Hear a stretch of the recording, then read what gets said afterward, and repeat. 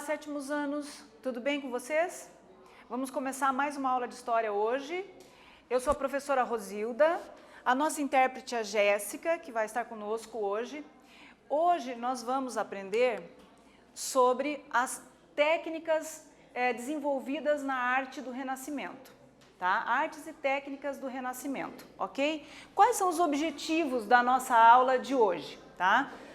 Identificar as inovações e técnicas utilizadas na arte renascentista, compreender como o conhecimento científico foi importante para a arte renascentista. É isso que a gente vai entender hoje, tá? De que forma o conhecimento científico se manifestou na arte, tudo bem?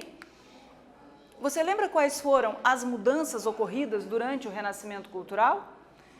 Que a gente já viu nas aulas anteriores? Os renascentistas valorizavam o conhecimento, o que impulsionou em várias áreas, tais como na astronomia, na anatomia, na geometria, matemática e engenharia, que é o que a gente vai entender hoje, tá? Como que essas áreas estiveram ligadas à arte renascentista. Você já percebeu que nas aulas de ciência aprendemos sobre o funcionamento do corpo humano? Você já se perguntou por que esse conhecimento é valorizado? Aqui eu trouxe uma arte contemporânea para mostrar para vocês como a influência do Renascimento está presente ainda hoje. As técnicas que foram desenvolvidas lá a partir do século XV ainda estão presentes hoje no século XXI, tá? O Renascimento Cultural trouxe uma nova expressão artística a partir do uso de novas técnicas, tanto na pintura como na literatura. Os artistas renascentistas passaram então a usar a geometria, a proporção, a perspectiva, o realismo e o esfumato. Aqui nessa pintura, nessa arte, tem esses traços inclusive para mostrar as técnicas que foram usadas. Tá? O Casamento da Virgem do Rafael Sanzio, a partir dessas linhas nós conseguimos perceber como que essas técnicas foram usadas. A perspectiva renascentista se baseia no ponto de fuga. Então, esse quadro aqui é para mostrar para vocês que essas linhas retas, que se formam diagonais, criam esse ponto de fuga, criando, então, né, essa linha do horizonte, tá? No qual se convergem essas linhas paralelas, né? E aí dá uma sensação de profundidade na pintura. É assim que os artistas conseguiam pintar e dar essa noção de profundidade e de perspectivas nessas pinturas. E essa técnica, ela não existia antes do Renascimento, tá? Não era usada antes do Renascimento. A geometria é a parte da matemática que estuda os espaços e as formas, utilizando régua e compasso. O esfumato é uma técnica artística usada para gerar suaves nuances, né, na pintura, gradientes na pintura entre as tonalidades. E é comumente aplicado em desenhos e pintura. Então, eu trouxe aqui a Mona Lisa, né, mais de perto, assim, para vocês perceberem como Leonardo da Vinci usou né, o esfumato na arte dele, tá bom? E aqui nós vamos fazer uma atividade, tá? Observe a obra ao lado, A Virgem e o Menino com Santa Ana, do Leonardo da Vinci. Quais as técnicas de pinturas renascentistas utilizadas nessa pintura? Copiem no caderno de vocês, anotem isso. Vocês vão ter um tempinho para responder e nós já voltamos com a correção.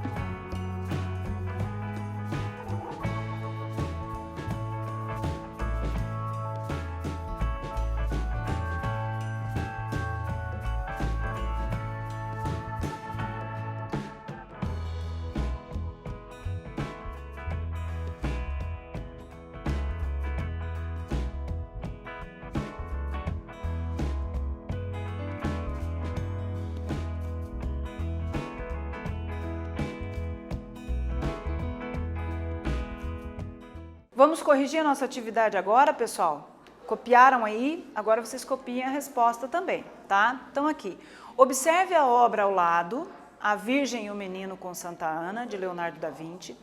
Quais as técnicas de pintura renascentista utilizado nessa pintura? Vamos ver a resposta? Na obra é possível identificar a utilização da perspectiva, perceba que tem uma paisagem ao fundo das personagens aqui no quadro, né?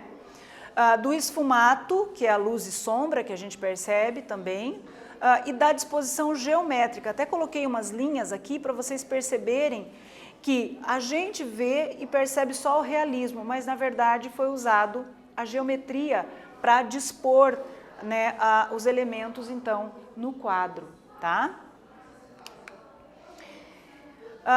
O Renascimento resgatou o conhecimento greco-romano, mas não rompeu com o cristianismo, que passou a ser retratado na arte. O conhecimento anatômico permitiu que as esculturas fossem cada vez mais realistas e produzindo a expressividade da figura humana. Então, a partir do momento principalmente que a Igreja liberou o estudo da anatomia, esse estudo foi importante para a arte, porque aí as figuras retratadas nas pinturas e nas esculturas passaram a ser mais reais, então ser mais realistas, tá? E aqui nós temos a Madonna Sole, então, de 1502, do Rafael Sanzio, pintada em 1502 pelo Rafael Sanzio. A literatura renascentista foi marcada pelo antropocentrismo, tá?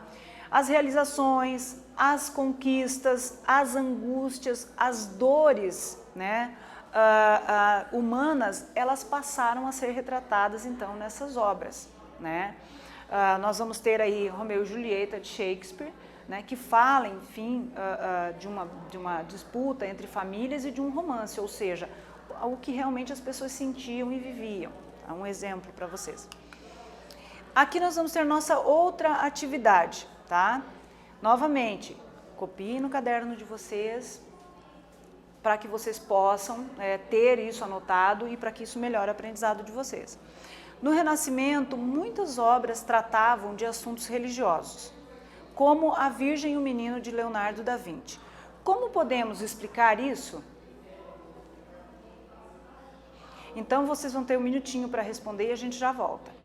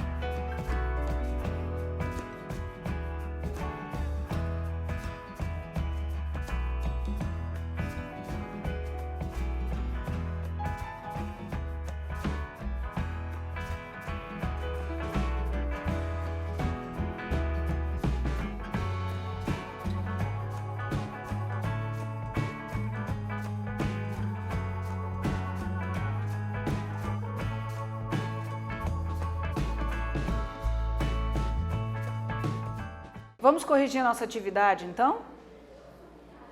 No Renascimento, muitas obras tratavam de assuntos religiosos, como A Virgem e o Menino, de Leonardo da Vinci. Como podemos explicar isso?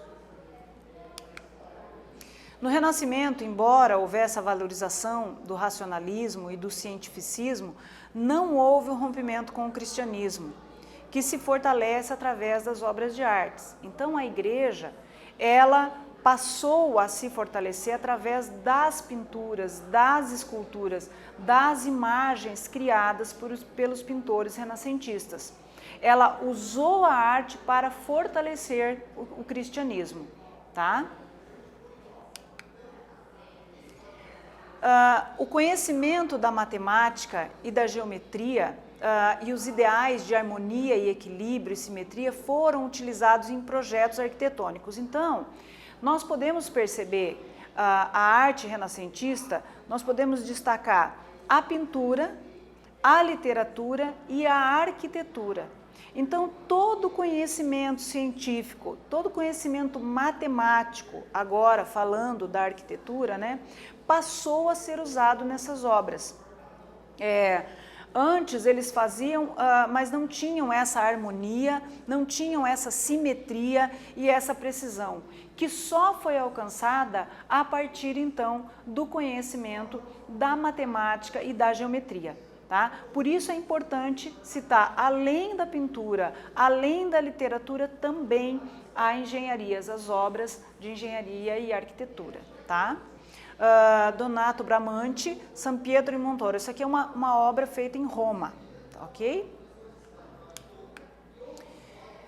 Leonardo da Vinci, juntamente com Michelangelo, eram considerados os gênios do Renascimento, né? Nós vamos ter várias obras do Michelangelo e do Leonardo da Vinci. Michelangelo pintou a Capela Sistina, Michelangelo fez a Pietà, Michelangelo, que é uma escultura, então ele pintava e também fazia escultura.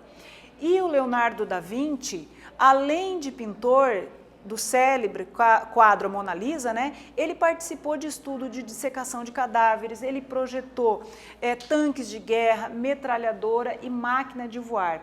Era uma pessoa inquieta, esteve presente então nos estudos de anatomia, o que ajudou ele a melhorar as obras dele, mas também projetava, no caso aqui, armas, né? É o primeiro indivíduo que projeta então um tanque de guerra, uma metralhadora. Então esse é o diferencial do Leonardo da Vinci. Por isso que os dois acabam se destacando. Então a gente trouxe aqui o protótipo, né, da máquina de voar dele, que ele fez, para que vocês percebam que ia muito além da produção das obras de artes, tá?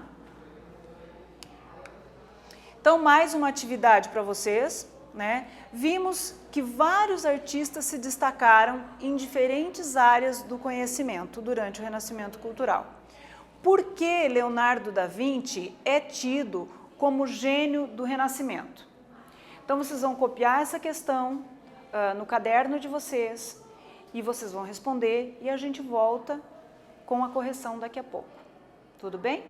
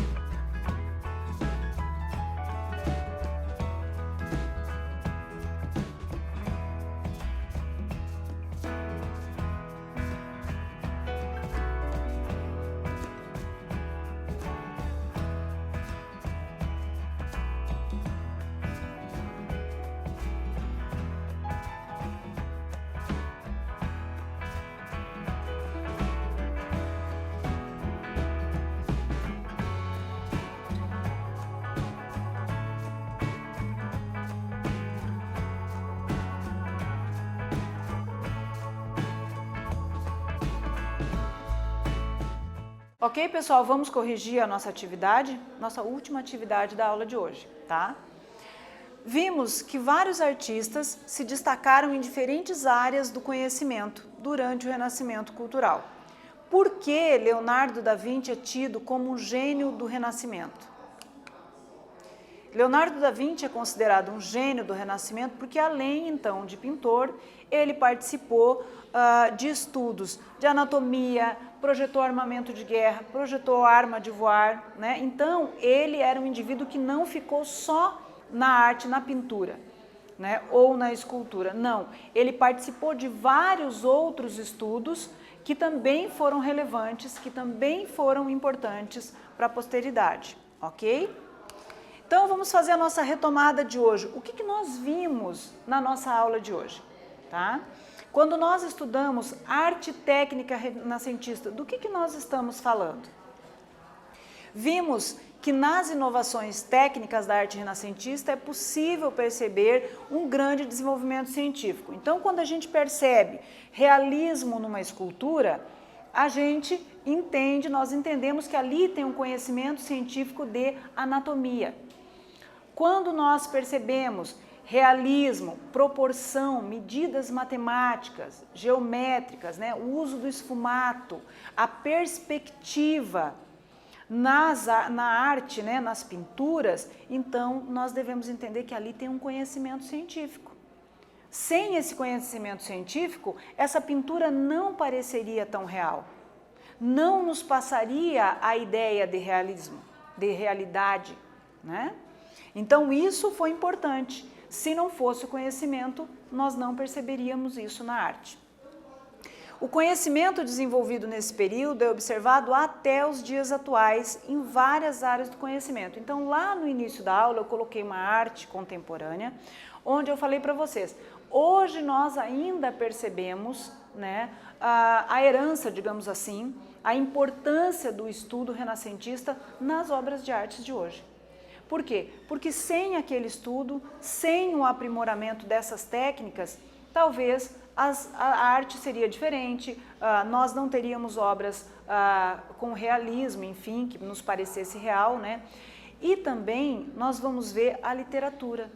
Então nós temos vários artistas em todos os países, da Europa, que vão retratar o quê? O realismo na sua literatura.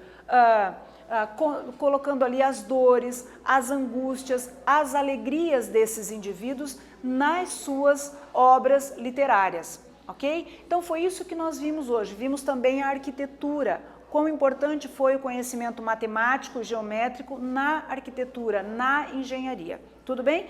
Foi isso que nós vimos hoje. E hoje nós ficamos por aqui. Um beijo para vocês e até a próxima aula.